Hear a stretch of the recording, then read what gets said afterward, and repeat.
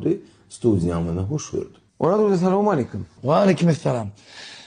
Ya oğlum, tehlikesi, üstünlük diyenler ansat attık diyorlar da.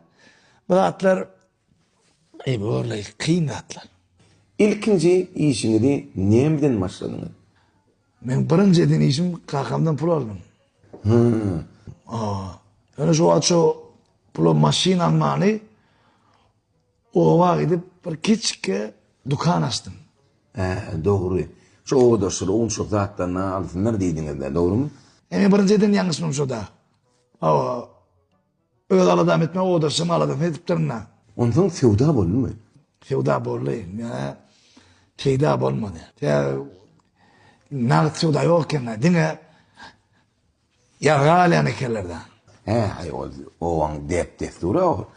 Nisi almak, son söylemek. O benim kaçan ovanda beyli değerken şu. Düşünmedim. Sizin o anında yazdırıp almak desturu yok mi? Yadır almak da yapma, söylemek diye destur yok olurdu. Ondan yaptınız mı onu? Battım da. Yaptım.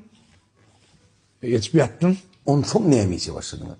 İkinci iş anlatayım matkara oğlum ben bana. Tabi kalkamdan yine pul alıp bir dostumla irlerle tavuk saklaman ettik.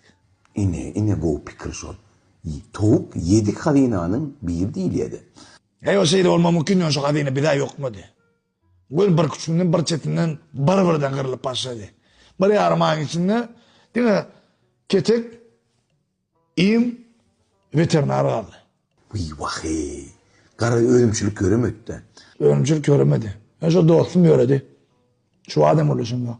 Kara iyiliğin diline düştüğünden ruhun düşmedi. Üçüncü işeden başladınız mı?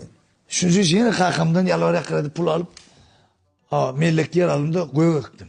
Gatı doğru ettiniz. Günlük iyiliğin daha çok. O günleri iyilendi. Hatta kuşun içinde kurçuklar günlük iyi bedel ettiler.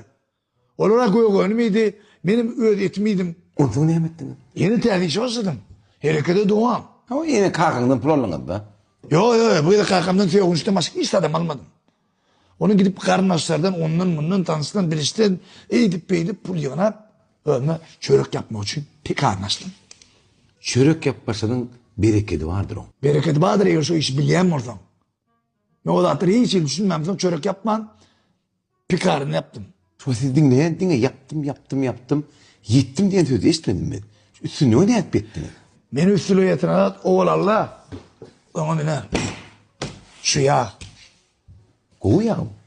Kovu sözden kovu bir söz bağ olsa onunla şol sözü münasip bir şey. Dünya ekspert ediyen.